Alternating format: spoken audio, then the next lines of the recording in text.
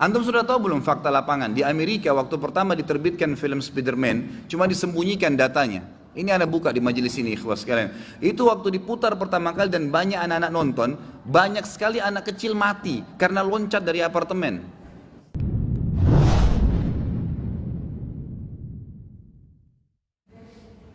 Saya sering tekankan dalam pengajian saya begini, ikhwas sekalian. Tolong, kalau masa lalu kita begini yang akan saya jelaskan, sudahlah. Tapi anak-anak jangan begitu. Kita ini sekarang seringkali tertahan hati kita untuk bisa memahami tauhid kepada Allah, menggantungkan nasib kepada Allah. Apa sebabnya? Sebab utamanya ikhwas sekalian karena kita terlalu terpengaruh dengan dongeng-dongeng manusia. Di dalam agama kita tidak ada dongeng. Dongeng itu artinya cerita fiktif, dikarang-karang, baik untuk menceritakan seorang tokoh yang fiktif atau untuk membuat orang lain tertawa. Kenangan manusia dalam Islam tidak dikenal itu. Jangan antum ceritain anak antum begini-begini nih. Bohong semuanya. Antum mau lihat fakta lapangan. Mickey Mouse. Apa itu Mickey Mouse? Hah? Tikus. Tikus yang fiktif lagi. Tikus itu ikhwas sekalian dalam agama kita, tikus itu diberikan istilah dalam hadis fuwaisiqah. Tahu apa artinya fuwaisiqah? Binatang yang buruk, yang boleh dibunuh, tikus itu. Bahkan dikatakan oleh Ibnu Sirin rahimahullah dalam buku beliau Ta'wil Mimpi, diambil dari hadis Nabi SAW, semua hewan yang boleh dibunuh dalam agama, gitu kan, termasuk tikus di sini. Kalau seseorang mimpi melihat tikus, berarti dia mimpi keburukan. Dan Ibnu Sirin menekankan dalam banyak athar yang sahih, bahwasanya kalau laki-laki mimpi tikus, kalau dia mau menikah atau dia sedang hidup dalam kehidupan sosialnya, berarti ada wanita yang buruk sedang mendekati dia. Mimpi tikus. Berarti tikus dalam Islam ini simbol buruk, bukan simbol baik. Kalau perempuan mimpi dia mau nikah, kemudian misalnya dia mimpi istikharah, dia mimpi tikus mendekati dia, apalagi menggigit bajunya, berarti laki-laki itu buruk. Begitu pemahamannya dalam Islam. Apa kata Nabi SAW? Kalau malam hari, padamkan lampu-lampu kalian, ya. Karena jangan sampai fuwaisiqah, tikus, ya, datang dan mengakukan itu. Pernah Umar bin Khattab membawa kepada Nabi SAW seekor tikus yang ditangkap di rumah beliau, ditangkap oleh Umar bin Khattab, dipegang, dibungkus, dibawa, gitu kan. Dikatakan, ya Rasulullah, ini tadi ya mengganggu di rumah saya, boleh saya bunuh? Kata Nabi SAW, boleh. Ternyata pada saat itu, waktu Nabi SAW lagi duduk, ada sumbu, ada seperti kalau kita sekarang lampu ya, zaman dulu tuh api. Tikus itu tiba-tiba waktu ditaruh di depan Nabi SAW jalan, subhanallah, dengan hikmah Allah, tikus itu menarik sumbu itu, dia bukan lari. Jatuhlah api tadi membakar sejadah Nabi SAW, tempat beliau, kain yang beliau pakai sujud, sholat gitu kan. Lalu kata Nabi SAW, sesungguhnya ya, tikus-tikus ini ditunggangi oleh syaitan untuk merusak barang-barang kalian. Sebagaimana kalian lihat sekarang. Apa yang antum ambil pelajaran dari kisah Mickey Mouse? Dari kisah kosong, bohong, fiktif. Demi Allah ikhwan, merusak akidah antum. Berapa banyak orang Islam yang buat kamar anaknya Mickey Mouse semua. Ini bukan main-main ini. Ini masalahnya ini jadi penghalang akidah. Antum jadi nggak bisa memahami hal-hal gaib seperti ini. Karena kita terkontaminasi dengan cerita fiktif, dongeng yang bohong. Tom and Jerry itu apa ikhwan? Hah? Cerita bohong, fiktif. Tikus berantem sama kucing. Pernah antum lihat tikus berantem sama kucing? Hah?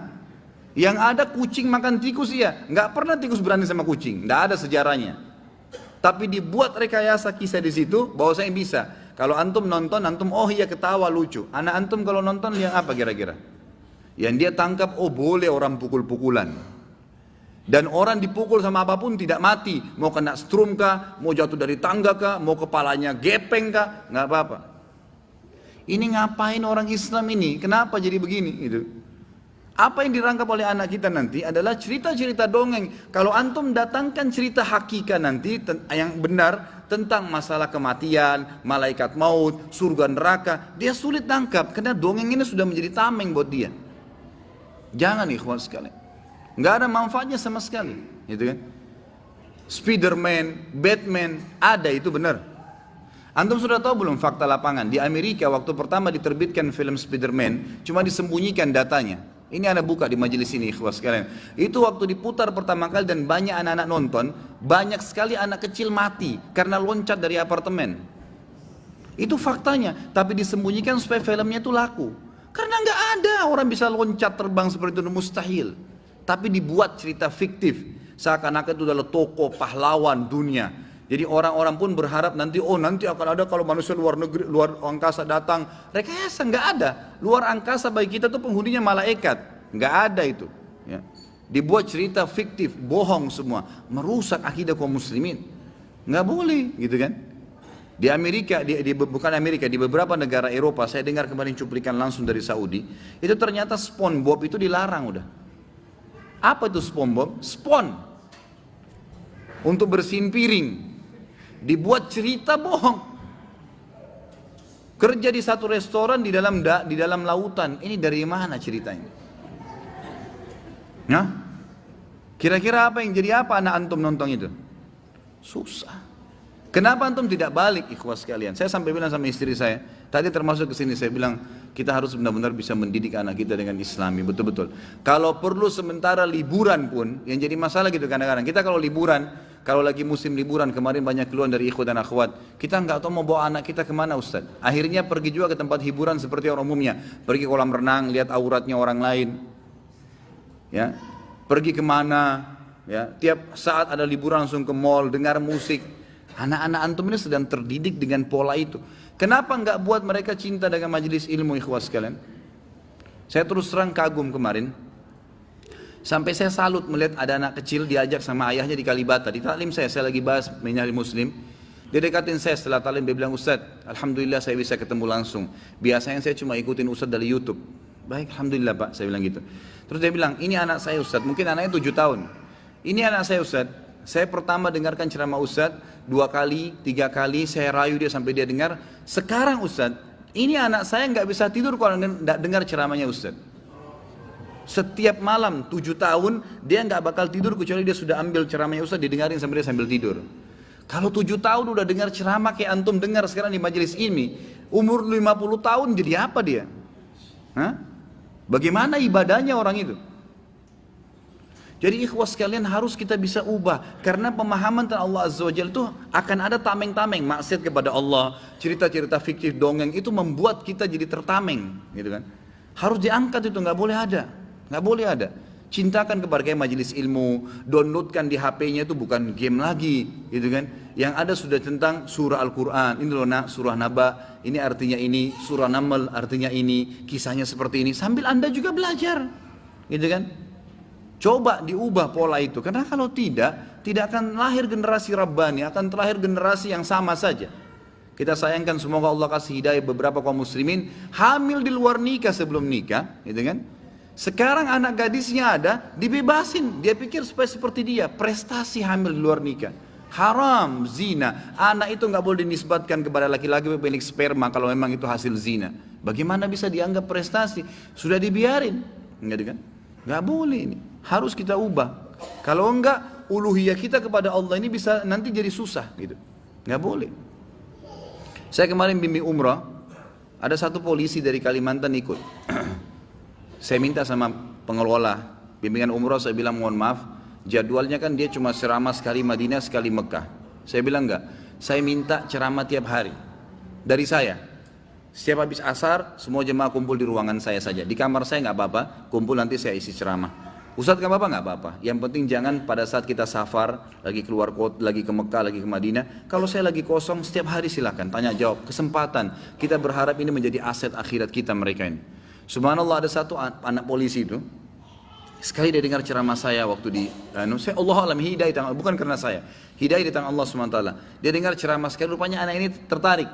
Jadi setiap hari selama kita 12 hari kalau nggak salah kemana, 12 hari itu, setiap hari cuma mungkin 3 atau 2 hari yang kita tidak isi pengajian pada saat datang dan pada saat pulang. Selebihnya itu isi ceramah.